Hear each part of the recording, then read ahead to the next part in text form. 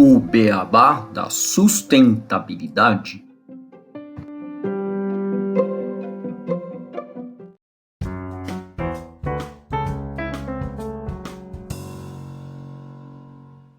Bem-vindos ao podcast O Beabá da Sustentabilidade. Este é o episódio Dá para ser sustentável sem gastar muito. Eu sou o Gustavo e, junto com o Renato, nós vamos discutir este tema que é um tabu e uma libertação, né? O custo de ser sustentável aqui no Brasil. Tudo bem, Renato? Como é que você está? Olá, Gustavo. Olá a todos que estão nos assistindo, ouvindo. E um tema bem legal para a gente conversar, né, Gustavo? Afinal, quem nunca se questionou, pô, eu quero ser mais sustentável, mas tenho dificuldade, ou é caro, não sei por onde começar, né? Então, eu acho que é uma conversa importante de a gente ter aqui.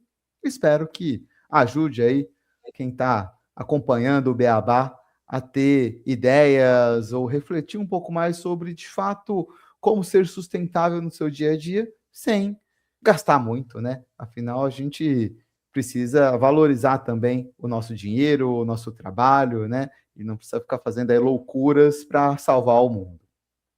E Exato, Renato.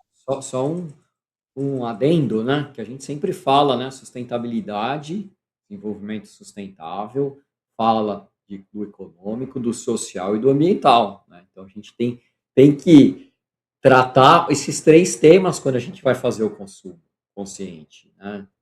Se o consumo pesa demais no bolso, ele não é sustentável do mesmo jeito, né?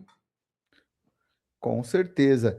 E para a gente começar a nossa conversa, né, Gustavo, vou trazer um dado aqui. Segundo a ESG Insights de 2024, 95% dos consumidores brasileiros declaram preferir marcas que investem em práticas sustentáveis. Ou seja, o desejo está lá. E a gente vê cada vez mais marcas com esse propósito, esse viés sustentável aparecendo, mas a gente tem um dilema, né? Na maioria das vezes, você vai olhar e fala, nossa, mas é muito mais caro do que um produto normal. E tem um motivo para isso, muitas vezes, né? Mas a gente vai conversar um pouquinho mais, mas o desejo dos consumidores em consumir produtos sustentáveis existe, isso é um fato.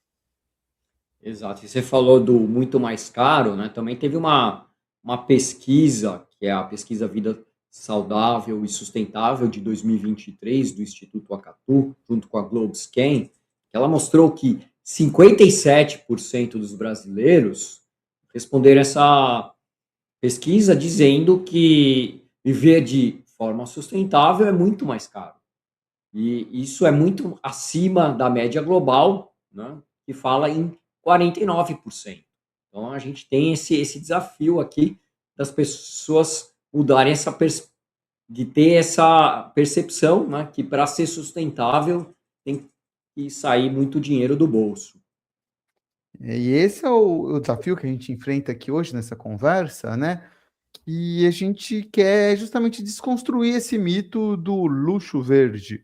Vamos tentar provar, né, que a sustentabilidade real não é um produto de nicho em prateleira de qualquer mercado aí caro, mas sim uma estratégia de eficiência financeira para o nosso dia a dia. Eu acho que é importante a gente trazer e fazer essa discussão, porque muitas vezes, igual a gente comentou, né, a gente tem aqui nossos ouvintes, nossos telespectadores que estão aí se martirizando porque às vezes querem comprar um produto e olham na prateleira e falam: nossa, mas eu quero ser sustentável, mas está muito mais caro, e agora eu não sou sustentável. Calma, vamos ajudar aqui a pensar, a organizar, né, tudo isso e ver como que a gente pode ser sustentável de uma forma simples, prática e sem gastar todo o nosso dinheiro. Sim, vamos desmistificar os custos de ser mais sustentável, né? Porque, como a gente falou, ser mais sustentável é buscar algo mais limpo, buscar algo melhor para a sociedade, mas buscar algo que também caiba no nosso bolso. E, Renato, por que a gente ainda associa o verde, o sustentável, ao caro? Bom, e muito disso vem do Green Premium, onde o mercado ele posiciona o ecológico como um item de luxo. mas o pior é o engano, né? Porque o estudo Greenwashing do Brasil de 2024, da Market Analysis, com o apoio da Catu, revelou que 85% das alegações ambientais em produtos no Brasil são falsas ou enganosas.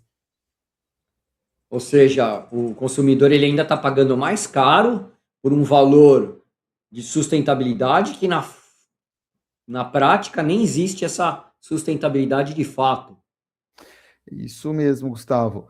O brasileiro já está reagindo. Dados da Nielsen, né, mostram que somos negociadores. 73% dos brasileiros buscam promoções antes de qualquer coisa e 64% escolhem marcas pelo preço. E a sustentabilidade ela precisa ganhar esse custo-benefício. Eu gosto muito, Gustavo, quando a gente traz, né, esse exemplo, eu não vou citar marcas aqui, mas a gente fala muito de sustentabilidade, né, aqui no Beabá, obviamente, Beabá da sustentabilidade, e a gente conversa com muitas empresas e mostra, né, como que as empresas Agora podem você ser. me deu uma. Eu fiquei impressionado que a gente fala de sustentabilidade. Pô, ninguém nunca tinha percebido disso, né? É, só que Mas assim, de analisar muitas vezes produtos de limpeza, né? Produtos de limpeza de casa, enfim. Você pega lá uma empresa X que coloca que seu produto é sustentável, e eu não tenho dúvidas que é, porque eu conheço essas empresas menores, porém, existe o problema da escala. Quando ela quer colocar o seu produto que tem um viés de sustentabilidade, ela tem que fazer todo um trabalho muito forte para conseguir colocar o seu produto custeando todos os encargos, né, que ela acaba tendo ali de valorização, às vezes, de comunidades locais, valorização de um produto que, de fato, né, vai ter menos impacto para o planeta. Isso acaba acumulando no seu preço toda essa externalidade que ela tenta mitigar e aquele produto fica mais caro, né? E aí você olha para um produto concorrente, que é basicamente a mesma coisa, de uma grande indústria, e o que acontece? O produto é 5 vezes mais barato. E aí o consumidor olha e fala, poxa, por que eu vou comprar um produto que é R$ 10, sendo que eu tenho um outro aqui que é R$ 2 e a funcionalidade vai ser a mesma.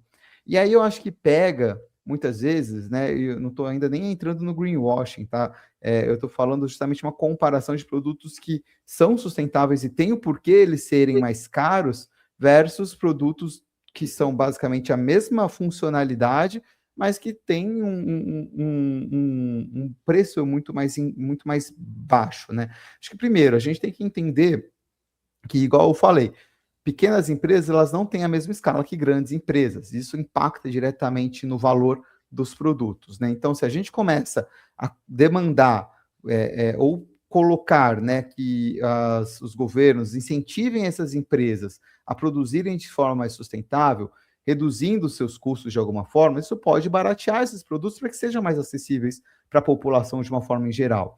Mas a gente tem que entender que nem todo mundo consegue acessar ainda o produto, né, com um valor muito mais caro, justamente por causa da sua realidade no seu dia a dia, né, seu poder econômico, e vai buscar um produto mais barato. E tá tudo bem, gente. Essas grandes empresas, elas têm se movimentado para tentar buscar cada vez mais ter ações de sustentabilidade. Eu acho que o importante aí é a gente pressionar elas para que, de fato, elas não entrem no greenwashing e façam com que seus produtos sejam sustentáveis, trabalhando cadeia de fornecedores e vendo essas externalidades, porque elas têm poder financeiro, e como que elas podem mitigar isso, né? Para que você fale e olhe para um produto e compre ele e fale, não, essa empresa eu sei que ela está trabalhando com um propósito, ela está trabalhando questões de sustentabilidade, ela investe, e provavelmente você vai estar acessando um produto que talvez não seja tão sustentável quanto o outro, mas ele também vai trazer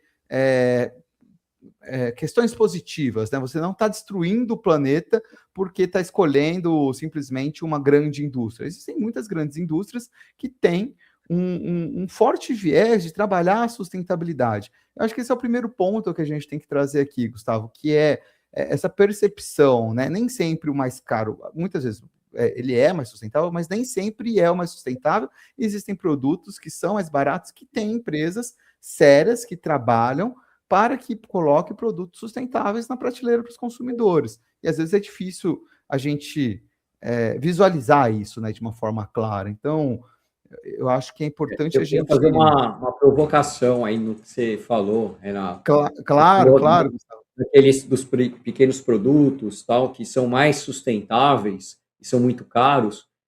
Eu não considero que esses produtos são sustentáveis também. Eles são mais ambientalmente amigáveis, destroem menos poluentes, alguma coisa nesse sentido, mas no conceito mais amplo da sustentabilidade, eu dar um exemplo, né? Você falou um pouco do material de limpeza. Por exemplo, você tem as esponjas, né? Você tem a esponja que você compra, a esponja de plástico que vai poluir e que não é sustentável, porque só que ela custa R$ 2 uma esponja. E aí você vai ter a esponja que é, entre aspas, sustentável, porque ela é um material biodegradável, ela é feita de material que não é plástico, é material realmente né, vegetal, e ela custa um pacote, eu já vi pacotes de 10 esponja custando R$ 200, ou seja, são mais de 10 vezes o preço de uma esponja comum. Ela não é sustentável, ela pode ser mais amigável, mas ela não vai ser sustentável porque o seu bolso não vai aguentar. Você vai gastar dentro do seu orçamento mensal e do orçamento da maior parte das famílias, você vai ter R$ 200 para gastar com esponja. É difícil. Só se você tiver num nível muito alto dentro da economia, né? Você for rico, realmente, você consegue. Ah, não, R$ 200 para gastar com esponja é nada para mim. Agora, para grande parte da população, não é um custo aplicável. E aí entra, né, o conceito mais amplo, porque acaba sendo um problema dizer que ele não é, ele ainda não é sustentável, porque a empresa não conseguiu, daí você baixar os custos dela, ter um ganho de escala que faça com que o produto dela seja realmente sustentável. Ele é um produto que impacta menos no meio ambiente. Tem muitas vantagens em relação ao outro, mas ele ainda não chega, ao meu ver, da Uhum. minha provocação, não chega a ser sustentável porque ele não consegue com que eu, você, quem está nos escutando, compre ele sem ter que ter algum problema no seu fluxo financeiro, né? Então, o valor que ele é percebido para ele é muito menor do que o custo dele. Com certeza, Gustavo. Eu acho que esse é o ponto, assim, as esponjas, né? Acho que a gente pode olhar como um exemplo. Não é porque você. Foi isso que você falou, né? A gente está trazendo ali a discussão de sustentabilidade. Se a pessoa não consegue comprar, você restringe isso a um nicho, você não está atendendo toda a população e você não está colocando o produto de igualdade para todos. E a outra esponja, ela é menos sustentável. Talvez sim, ela tem um impacto ambiental maior, porque talvez ela não consiga ser reciclável, etc. Mas é um produto, e às vezes a empresa que produz ela tem várias ações que, que vão, talvez, mitigar alguns impactos ambientais, né? Então, eu acho que a gente tem que é, olhar, obviamente, o produto. Ele tem um impacto, não tem, mas, poxa, não consigo comprar um produto que é muito caro e vou buscar uma alternativa. E é isso que a gente vai falar hoje. Alternativas. E como que a gente investiga essas alternativas que se tornem viáveis para que esse produto seja sustentável de fato. E você pegou um exemplo, né, da esponja, que eu acho muito legal, porque existe a bucha natural, né? Aquela esponja Sim. que é natural, que você falou, que às vezes você compra por R$ 200. Aqui em Ribeirão Preto, eu vou no mercadão da cidade com o cara ali que compra e planta essa de uma comunidade local, eu vou pagar talvez mais barato do que a bucha sintética que eu compraria de uma grande empresa. Ah, mas não tem a marca. O produto é mais sustentável, eu estou ajudando uma comunidade local e pagando muito mais barato, e eu sei onde eu vou achar esse produto. Ou seja, quando a gente fala desse greenwashing, muitas vezes, essa questão de colocar uma marca por trás e as empresas quererem fazer todo um brand em cima disso, mas tudo bem, se você quer incentivar aquela empresa, você gosta, mas se você acha essas alternativas. Um outro exemplo é o sabão, né? O sabão detergente líquido, que eu estava falando. Você tem um de R$ 10, pô, mas tem uma empresa que faz um por R$ 2, R$ 1,99. Você já pensou em pegar talvez um sabão em pedra? Ou até talvez fazer o seu sabão com a gordura que sobrou do. Ah, mas eu não sei, mas não tem ninguém na tua cidade que sabe fazer esse processo e muito mais em conta e com muito mais sustentabilidade, talvez, do que comprar este produto de uma grande indústria. Então, essas substituições, essas escolhas, muitas vezes a gente não pensa, né? A gente vai se deixando levar pelo modus operandi aí do mercado, né? Do capitalismo, das formas como a gente aprendeu, de que o produto tem que estar no mercado, na prateleira do mercado X, se não está, eu não acho, né? Então, eu acho que é interessante a gente fazer esse tipo de discussão aqui, porque é sobre isso esse episódio.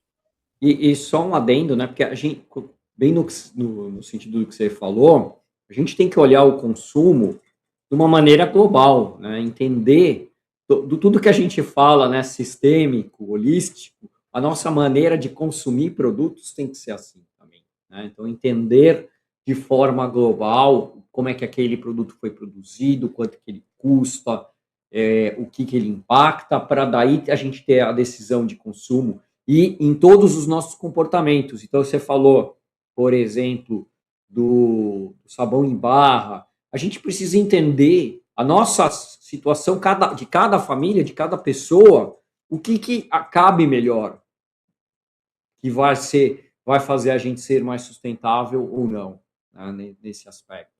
Então, a gente tendo essa visão mais global, nossa como consumidor, como o ato de consumir também, né, como a gente consome esses produtos, é importante.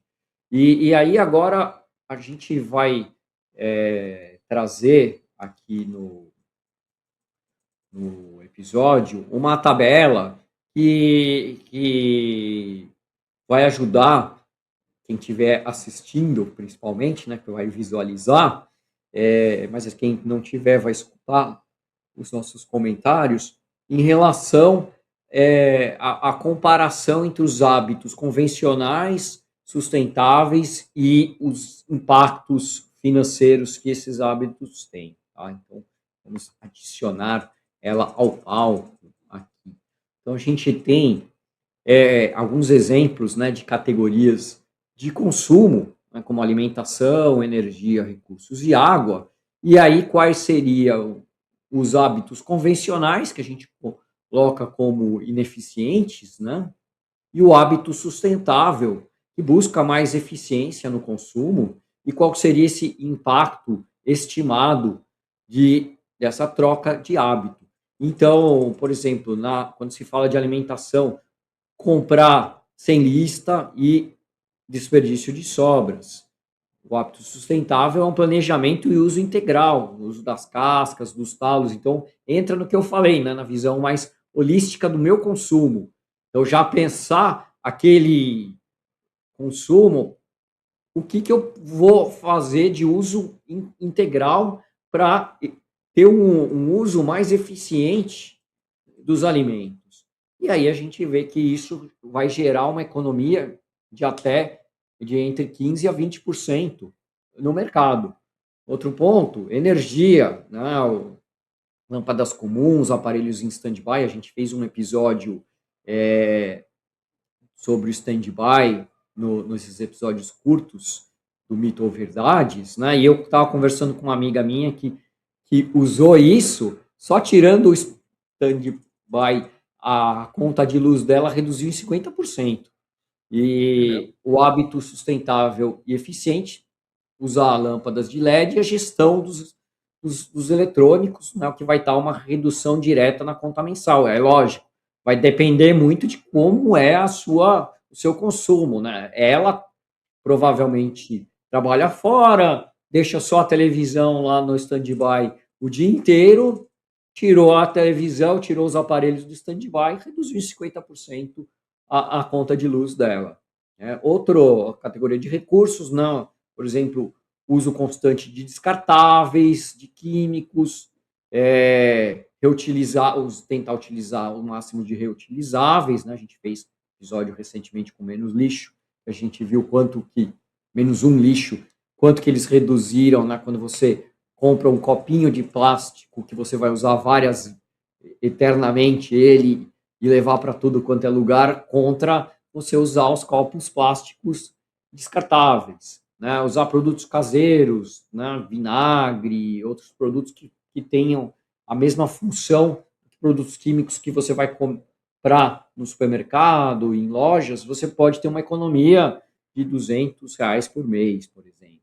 E a água, né? A lavagem de calçados com mangueira, o reuso da água, a redução do volume do consumo acaba sendo significativa também.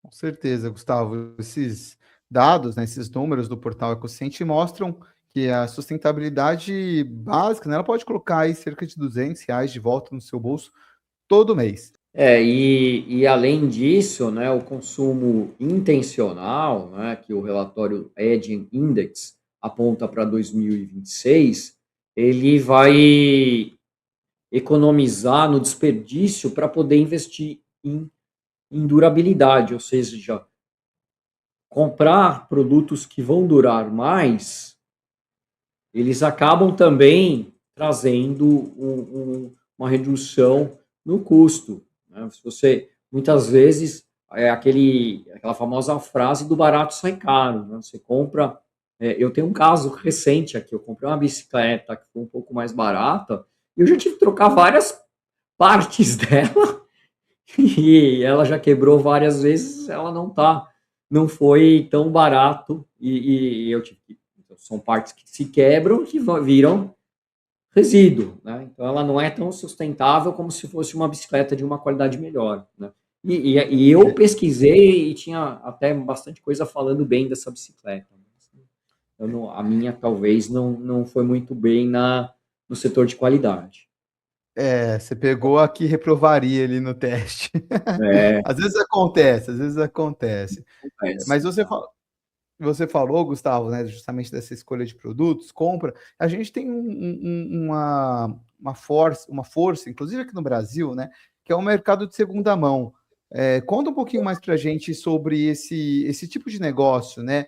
Esses brechós, plataformas, né, que saíram talvez de um local onde as pessoas iam com produtos que não valia a pena ser adquiridos e já viraram negócios sérios, né? Exato. A gente tem vários exemplos, né, de plataformas, de lojas, onde a gente faz a compra de produtos de segunda mão, tanto brechós quanto os brechós online.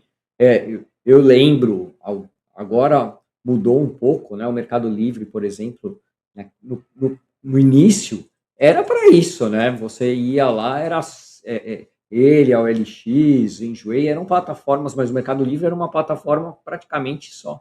Você entrava lá, você fazia a sua lojinha de produtos e vendia produtos usados. Eu vendi muitas coisas e comprei muitas coisas usadas no início lá do Mercado Livre, 10, 15 anos atrás. Hoje ele virou um marketplace gigantesco com foco maior nas compras novas. Mas no primeiro momento era assim. E a gente tem, né, a OLX, que foca bastante em acessibilidade, a Enjoei, né, que tem lojas físicas, franquias, né, tenta dar maior confiança, mas a gente tem inúmeros casos, né? A gente já trouxe aqui também, alguns anos atrás, a gente conversou com o pessoal que criou um portal relacionado a isso para vender móveis, para vender eletrodomésticos usados, né? Então, são coisas que a gente precisa olhar também para porque são produtos que custam bastante caro e que tem uma vida útil longa, né? Eu lembro da geladeira na casa dos meus pais durar 30 anos até ser trocada e sempre tá boa. E ir lá, tá, fazer uma manutenção ou outra. Então, são itens que você fala, poxa, para que eu vou trocar, comprar uma geladeira a cada 2, 3 anos? Não temos razão para isso, né? Não deveria ter uma obsolescência programada desse tipo de itens. Nem celular a gente deveria trocar com celular, carro, com tanta rapidez, né? Porque são itens. Você produziu o celular, você produziu o carro, quanto tempo que vai demorar para aquele item se desintegrar, ou ser reciclado? Ele pode ser reciclado inteiro, ele tem, não pode. Então, aqui no Brasil a gente não faz, por exemplo, eu estava vendo um vídeo outro dia no YouTube de um italiano mostrando que o carro dele tinha quebrado. Ele tinha um carro de 10, 12 anos de uso e o conserto custava 3 vezes o valor do carro. Então ele ia pagar 70 euros para o governo para levar o carro para ser desmanchado pelo governo e reciclado, que é o que eles fazem lá. Eles têm então, dependendo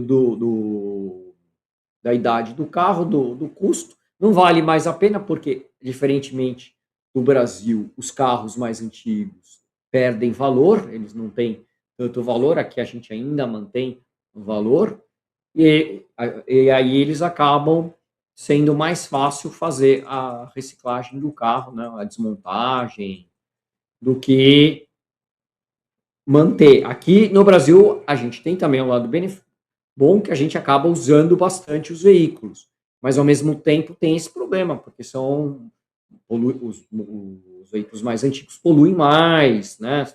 São menos eficientes energeticamente do que os mais modernos. Não, a gente não tem aqui no Brasil nenhum programa estruturado para troca e para renovação de frota, né, como existem em outros países, como esse exemplo da Itália. É bem interessante você trazer isso daí, Gustavo, porque de fato, né, a gente fala bastante aqui a gente está falando dessas questões de uso de produtos e opções, né, alternativas, no caso falando dessas plataformas de troca de incentivos, de brechó, e a gente tem que lembrar que existem muitos produtos que a gente. E existem iniciativas, né? Você citou algumas aí, OLX, o Enjoei, a que você falou, né? Que a gente entrevistou foi o pessoal da Já Vendeu, espero que estejam ativos ainda. Faz tempo que eu não tenho notícias deles, mas eu olhei aqui o site e parece que estão ativos ainda, né? Enfim, que são alternativas muito viáveis, né? E a gente tem produtos antigos que ainda são excepcionais, que funcionam muito bem, que cumprem a função do que é necessário para os requisitos básicos que a gente precisa daquele produto, né? E aí eu queria lembrar que, assim, além dessas plataformas online, também buscar na cidade de vocês, quem está nos escutando, que com certeza existem pequenos lojistas, pequenos locais que vão fazer manutenção de eletrônicos, manutenção de móveis, que muitas vezes é mais sustentável você pegar e fazer um pequeno reparo do que ir lá e falar, ah, esse aqui não presta mais, vou jogar fora e comprar um novo. Obviamente, a gente não pode ser leviano aqui nessas comparações, igual você trouxe o exemplo do carro, né? Muitas vezes o carro, ele começa a ficar caro, a manutenção começa a ficar caro, eu tenho que ficar sempre reutilizando. Não, a gente tem que achar sempre um equilíbrio. Poxa, não está compensando. Existem produtos que começam a, né, ter um impacto ambiental maior, porque a tecnologia evolui, obviamente, né? A gente tem tecnologias muito melhores hoje que vão trazer benefícios ambientais comparados a produtos antigos, com muito mais qualidade, consumo de menos energia, menos água, talvez. Então, assim, sempre pesquisar, poxa, eu tenho um produto aqui, eu estou precisando de um novo, é aquele consumo consciente. Ah, esse daqui já está começando a me deixar na mão, a manutenção está ficando muito cara, não está valendo a pena. Onde que eu vou achar um produto melhor, né? Vamos olhar em plataformas igual essas que a gente citou, né? Que talvez existem pessoas que vendam um melhor com um preço mais baixo e que atendam a minha necessidade e eu consiga economizar. Ou não, eu quero fazer um investimento maior, igual você trouxe, num produto que vai me trazer uma durabilidade muito maior com a tecnologia melhor e está dentro do meu bolso também. Está tudo bem, eu acho que ser sustentável é você buscar esse equilíbrio do que te atende em termos de todos os requisitos, né? Tanto de servir a sua necessidade, quanto dentro do seu bolso, e tentar entender o que, que aquilo tem de vieses de sustentabilidade ambiental, social por trás, que vão, né, cumprir o propósito desse produto e não ser consumista ao extremo de toda hora eu tenho que trocar, toda hora eu tenho que comprar, joga fora. Eu acho que é sempre ter esse pensamento que a gente sempre fala aqui, né? Pensamento sistêmico, holístico, de entender que tudo está integrado e existem diversas opções. É só você querer ir atrás mesmo, que eu tenho certeza que você acha. E só um comentário, né, que essas plataformas de troca, essa forma, né, de a gente integrar a sociedade, buscar pequenos negócios, ou usar, né, quem está comercializando seus produtos, obviamente, cuidado com golpes também, pessoal, porque existem muitos golpes por aí, né, a gente tem que ficar atento com isso, mas tem um papel social enorme, né, como destaca a Jamile Belaguar da Grant Thornton, a economia circular em comunidades de baixa renda transforma resíduos em renda local, gera benefícios sociais e ambientais onde eles são mais necessários. Porque muitas vezes essas pessoas, né, em vulnerabilidade, elas acabam tendo essa ação de reparo, de troca, muito maior do que muitas vezes pessoas, né, de classe média alta. Eu até hoje não me esqueço de uma geladeira que eu tinha aqui na minha casa e eu conversei, né? Era uma geladeira que era do meu pai e tal, estava parada já. E ele falou: não, daí não tem mais o que fazer. Já levei para um cara, ele falou que não compensa o motor, vai ficar muito caro, vamos jogar fora. E eu conversei com um cara que estava fazendo uma reforma aqui, né, na minha casa, muito, muito gente boa, inclusive, o Tim, abraço para ele se estiver nos ouvindo aí, ele mexe também com sustentabilidade. Ele falou: pô, Renato, isso daqui lá na comunidade vai fazer, o pessoal vai pirar. Eu falei: mas ó, Tim, daqui tá, o motor não pega, vai ficar mais caro. Ele falou: não, deixa comigo, o pessoal lá ajuda, tem mecânico bom e o pessoal faz tudo no precinho, né? Porque as pessoas precisam. Então, é uma comunidade, então, era um produto que, para mim, talvez não tinha mais serventia, mas tem muita gente que necessita e eles vão arrumar, eles vão dar um jeito de fazer aquilo funcionar e com certeza vai atender uma pessoa que está precisando daquele produto. Então, quando a gente for fazer também o descarte, pensar que existem locais, né, e existem formas da gente fazer pessoas que fazem esses serviços. E a gente mesmo pode também pensar em remanufaturar. O Gustavo pode dar o exemplo do computador dele aí, da briga que ele teve para arrumar e deixar ele novo, mas ele foi lá e fez tudo, né, Gustavo? Exato, exato. Eu não vou falar qual que é a empresa que começa com D e termina com L, mas custava quase que o computador inteiro, o conserto, né? Porque os computadores eles sempre quebram depois que acaba a garantia, né? A garantia ela dura exatamente até o momento anterior ao computador quebrar. E aí eu peguei tutoriais na internet, fui aprendendo e troquei todas as peças que estavam iam quebrar, né? Que estavam quebradas e precisavam de troca, e por 1/10 do valor que se eu tivesse mandado trocar na autorizada, e também por menos de um vigésimo do valor se eu fosse comprar um novo computador. Então, assim, acho que hoje em dia a gente tem acesso a tecnologias, YouTube, enfim, que também nos ajudam, né? Tudo gratuito. Você olha, dá para a gente fazer um pequeno reparo, um pequeno conserto de uma coisa que às vezes pode te ajudar. Eu só queria dar um outro exemplo. Eu já tinha um armário aqui em casa, né, que eu tive que desmontar para mudar. E aí, na hora de montar de novo, né, morando na praia, muito perto do mar, tal, o que aconteceu? Algumas das madeiras não estavam mais boas, elas acabaram, não deu para remontar o armário e ele virou uma cômoda, que ficou até bem apresentável aqui. O pessoal gostou bastante.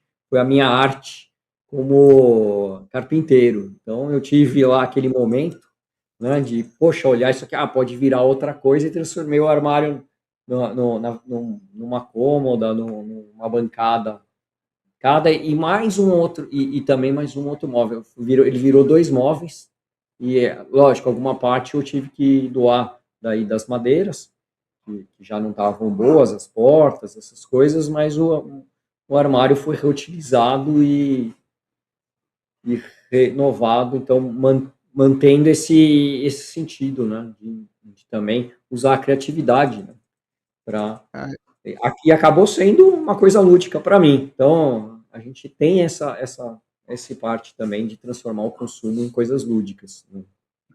Eu tive um exemplo parecido, um armário também que estava preso, né, na parede e não estava com uma infiltração assim grande, mas como era a parede do banheiro, tinha muita umidade e foi degradando todo o armário e tal, e aí eu precisei fazer arrumar um pouco, né, que estava tendo essa pequena infiltração. Tive que tirar o armário e quando eu olhei atrás estava tudo degradado, né? E eu acho que muitas pessoas olhariam para esse imóvel e falarem: "Não, não presta mais, vamos jogar fora". Mas a gente olhou aqui, conversou, eu, minha esposa e tal, era um móvel grande, né, ele virou 3 pequenos móveis, a gente dividiu ele em 3 partes, né, uma mesa, uma cabeceira e um outro armarinho, colocamos pés, né, porque ele era grudado na parede, não ia poder mais ficar, porque ia degradar o móvel de novo, por mais que a gente pensou do permeabilização e tal, a gente achou melhor não prender de novo. Colocamos uns pezinhos, deu uma ajustada, chamei um amigo meu aqui para me dar uma força, ele mexe um pouco com essa parte de carpintaria e tal. A gente foi ajustando o móvel, tá super bom ali, usando, cumprindo o seu papel, bonito esteticamente. Então, assim, é só, né, dar uma fuçada aí, que as ideias a gente tem muitas, né? E com certeza vocês conseguem também pensar em alternativas ou exemplos práticos que vocês já tiveram aí na casa de vocês, né? De quem está aqui nos assistindo, nos escutando. Renato, quando a gente fala, né, da parte do prato de comida, como é que a gente pode ser sustentável sem falir, sem cair naquele corredor mais caro lá do supermercado? Qual que é a dica que a gente vai dar para os nossos ouvintes e para quem está nos assistindo no YouTube? Ótimo, Gustavo. Eu tinha pensado, inclusive, né, quando você falou ali da tabela, né, das compras sem lista, depois do planejamento integral, uso de cascas e talos, né, já comentar, mas a gente ia comentar agora no final para fechar, né, com tudo essa conversa, que eu acho que na alimentação é um ponto fundamental que a gente consegue ter ganhos com atitudes muito pequenas, né? E o IDEC dá uma dica de ouro para a gente, né? Existem os produtos orgânicos que muitas vezes a gente vai no mercado, naquele mercado chique, e tá uma fortuna, e fala, poxa, eu quero ser sustentável, que caro. Mas a gente pode comprar produtos em feiras livres, né? Esses produtos orgânicos comprados em feiras, eles chegam a ser 50% mais baratos do que nos supermercados. Então, você consegue ter acesso a produtos de alta qualidade, orgânicos, muitas vezes vindo de agricultura familiar, locais perto, né, do seu ponto de moradia, com preço muito mais em conta, né, Gustavo? Exato, exato. Aqui mesmo em Santos, faz uma diferença gigantesca quando você compra o produto na feira livre ou num hortifruti mais chique, né?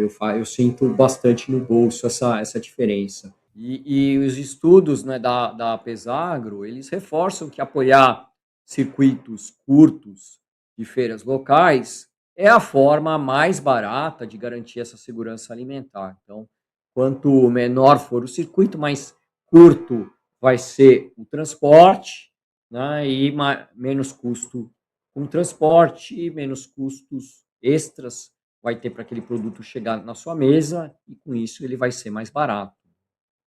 E lembrando o que você comentou, né, Gustavo? O planejamento é essencial. Moro sozinho, não preciso comprar aquele tanto de comida que vai perder e vai ser jogado fora. Compra o que você sabe que vai ser consumido, tenta fazer essa gestão, né, no seu dia a dia, comer o que você comprou de fato de produtos mais frescos, né, antes que eles percam. E o reaproveitamento integral aí, igual você falou, de cascas, talos. Vamos aprender a cozinhar, que é uma delícia, né? Receita é o que não falta na internet. Pô, tá perdendo um alimento aqui. Google, O que fazer com o alimento X? Tenho certeza que vai vir uma receita deliciosa que vocês vão se deliciar e reaproveitar o alimento e com certeza economizar na produção. Eu acompanho uma moça, né, no Instagram, eu acho muito legal, que ela mostra o que ela fez versus o que ela comprou, né? Então ela sempre coloca ali o que eu pedi e ela coloca lá o preço que ela pagou, a forma como que veio e ela mostra o que ela fez. Geralmente as economias são gigantescas e alimentos que, né, para mim, pelo menos quando ela mostra, parecem estar muito mais gostosos do que os que são adquiridos. Então, fazer você mesmo é sempre muito bom, estimula, né, a nossa cabeça, estimula nosso dia a dia, traz um propósito, muitas vezes, para a gente buscar outras atividades, né? Então, acho que isso é muito bacana. E só para fechar esse bloco, né, vale alertar aí que a partir de 2026, né, falando de grandes empresas, né, as normas IFRS e S1 e S2, elas são obrigatórias para as grandes empresas, né, no Brasil, exigindo essa transparência ambiental.